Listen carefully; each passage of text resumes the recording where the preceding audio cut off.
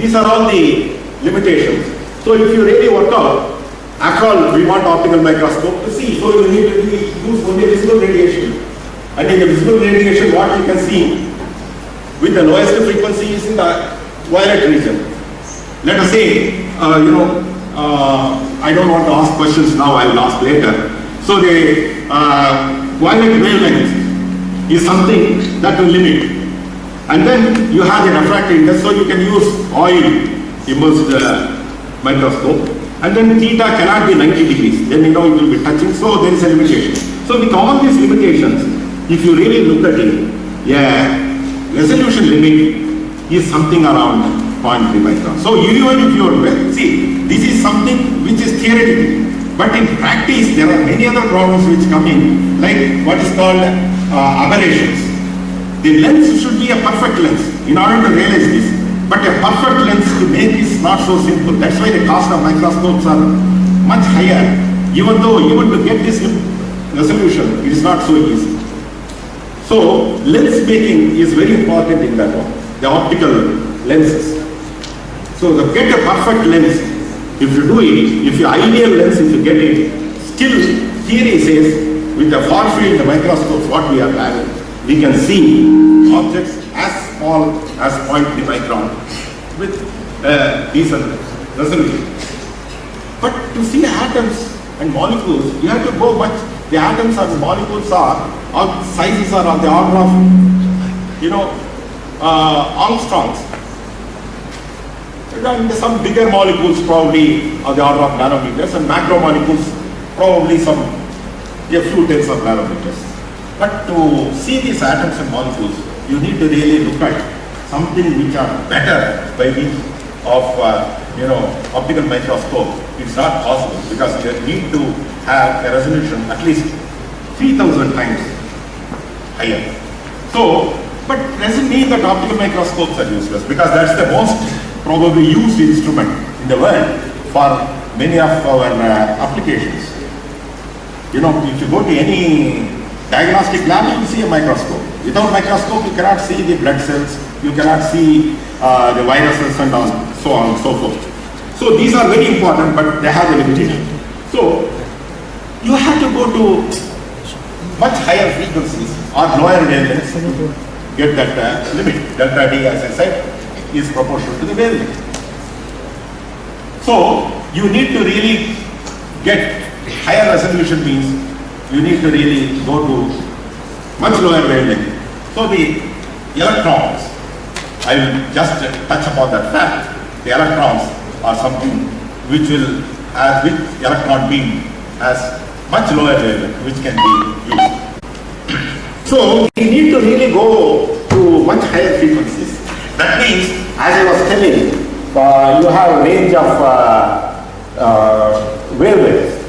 And if you use electron beam, I will tell you how you can actually, the wave property comes to electrons, but that is one option. You have heard about scanning electron microscopes, probably. And this has much higher resolution than optical microscope. And you can actually, present day electron microscopes, you can reach a resolution of the order of sub-nanometers. But even then, you can't really make out atoms. Of course, sometimes if you are fortunate, you can even make out the molecules, but you cannot make out atoms. So you need to really have something much more powerful. This is where I am going to bring an instrument that was developed a couple of decades back, but basis of which is something that had happened little more than 100 years. That is in exactly the year 1900, when the quantum revolution started. The quantum revolution is something that in the history of science will be considered as the greatest transformation in scientific thought in the history of man. That much I can say.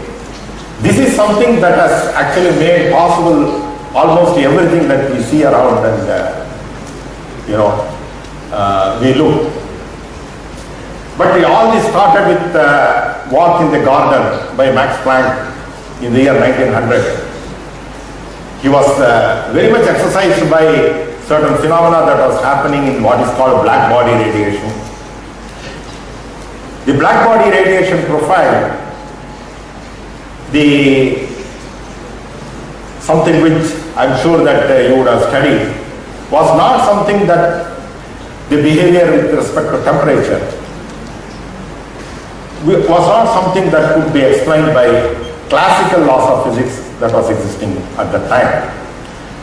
So he came out with a revolutionary idea of the wave packets.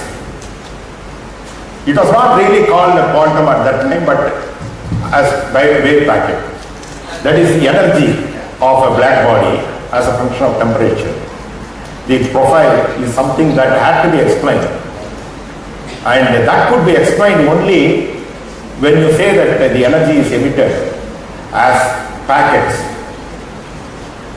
which later on was called quantum. So this is the thing which actually, this is a development which actually changed the face of science altogether. So each packet is a kind of an oscillator. This is the kind of hypothesis it has been put. In fact, I would like to say this is a hypothesis or a postulate, which I am going to really use as an argument later on also for many of the questions that will come up. If you ask why it should be in packets, that's what it is. There is nothing that can prove beforehand to come to that conclusion, because the experimental results have to be explained. So as an explanation, this was the best hypothesis that was put forth, because the classical theories which says that the entire spectrum is a continuous emission of radiation energy could not explain. So it has to be explained only in terms of discrete. So this is an inspiration. The thought itself was an inspiration. So once that thought has come, once it was, that idea was put forth, he got a beautiful equation which could explain the behavior of black bodies. As his black body is a perfect absorber and perfect emitter. So that is the behavior which could be explained only by the concept of the wave packet. And Einstein later on, when he wanted to,